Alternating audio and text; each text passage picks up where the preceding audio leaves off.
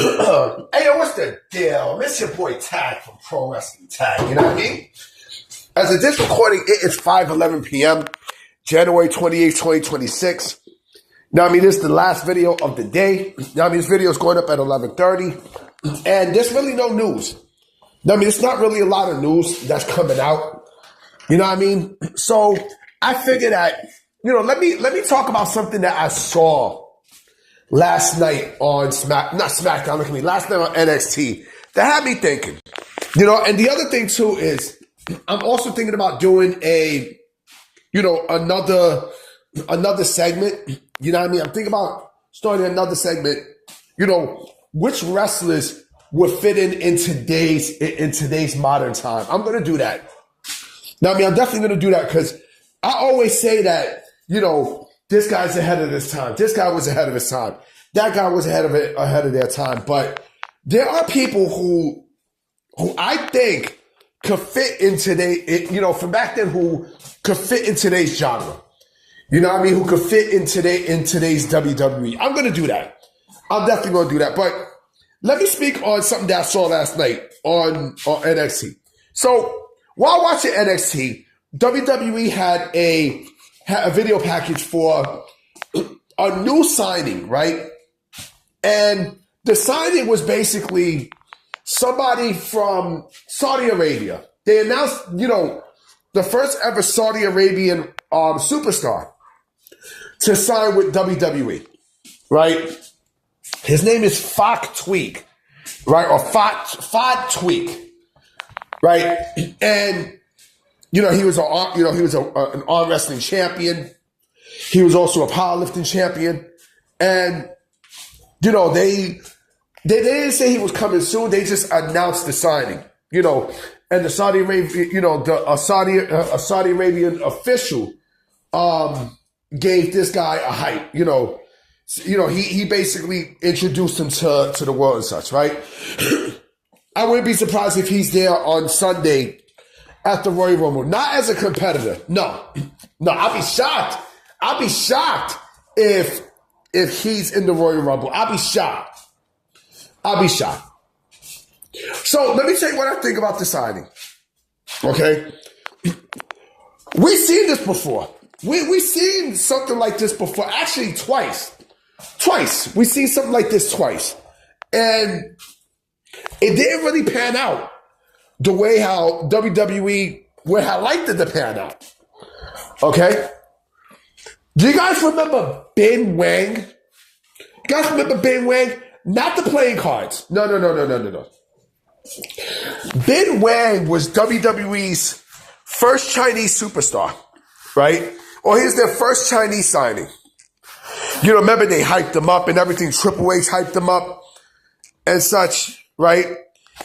And he only lasted 2 years. He only lasted 2 years. He only lasted because I had to find out exactly when he was there. I know he definitely had signed with the WWE. Around that time, they brought him to NXT and everything, but he was only there for 2 years, from 2016 to 2018, right? And we ain't hear from him since. But also WWE, when it comes down to country signings, the first insert country signing, that's a problem. Because I can give you another name. And this was years ago also. This was years ago. And it almost was the same thing. It was some success. He had some success, but not necessarily the way how WWE panned. I mean, he was used as a certain gimmick and such. Do you guys remember Tiger Ali Singh? Guys remember him? He's another one, right? He clearly was another one who WWE hyped the shit out of. WWE's first ever Kuwait signing. Their first ever Kuwait signing, right? And I mean, like I said, he made his debut and everything else, right? Yeah, so he had some success. At least he made it to TV, right? Big Wang couldn't even smell the main roster. He couldn't even smell a fucking a Royal Rumble snippet, right? Just like, they let him go, and I'm afraid that the same thing's gonna happen with this guy. This guy has a bigger upside than both. Fahd Tuwaiq has a bigger upside than Tiger Ali Singh and Big Wang, right? But let me see Big Wang. Let me see how tall was Big Wang. I'm real curious. Let me see how tall Big Wang was. Big Wang was he was 6'2", right? He was 6'2", was trained by Antonio Inoki, right? But again, you got to think, okay? WWE is only doing this signing to appease, the Saudi Arabian government, okay? But I could be wrong, though. I could be wrong with Fahd Tuwaiq, right? I could be wrong.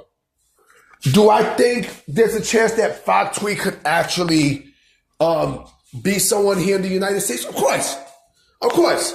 Of course. Listen, if he's serious about wanting to get into wrestling, and of course he is, because, WWE signed him, right?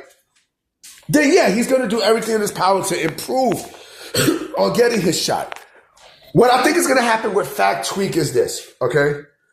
I think we're going to see him make not an in-ring appearance at the Royal Rumble, but I think, they're probably going to introduce him to the crowd. You know how they have like the people in the crowd and such,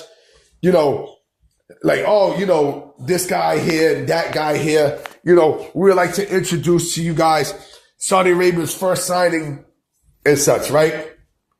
That's what's going to happen. He's going to go to the Performance Center, learn, and then he'll more than likely do NXT house shows, right? He'll relocate to the States, do NXT house shows. I'm surprised Evolve don't do house shows. I think they do house shows. I'm not absolutely sure. I got to find out and check, but, he'll probably do Evolve, maybe. Maybe he'll do Evolve and such, right? They'll have him do all these things to learn. Do I think again, what is my honest opinion? What's going to happen? I don't want to sound like a negative Nancy, but I don't think he's going to last long. I honestly don't think he's going to last, the test of time. Because again, I could be wrong. It's a big guy and such. Or what they could wind up doing, right? What they could wind up doing is they could also put him in AAA. I could actually see WWE putting him in AAA, and learning there as well, right? He could, but then again, that might be a little bit of a stretch. I think, me personally, we'll see him do, maybe some NXT house shows, because it's a fucking house show. And we could possibly see him do Evolve, right? But I honestly do not think that he's going to last within possibly a year, right? I don't know. Nobody knows. Again, I could be wrong. He does have a size that WWE loves. Yes, he does have a size. Again, he could wind up like Omos. He could actually wind up like Omos. I would not be shocked if WWE has their next Omos there. And I like Omos. I think Omos is great. Omos is where he needs to be in AAA, right? He's perfect for Omos. He's perfect there. But for Fahd Tuwaiq, we never know. You never know. You never ever know. You never know. We'll see. We'll see. Because again, I don't want to sound like a negative Nancy. I'm just keeping it real. I'm just keeping it very, very real. And I think, although he's there to develop and such, I don't think he's going to go far. That's just me. Anyway, guys, I'm about to be out. You know what I'm saying? I got a lot of shit to take care of. You know what I mean? So I'm going to definitely holler at y'all. Peace.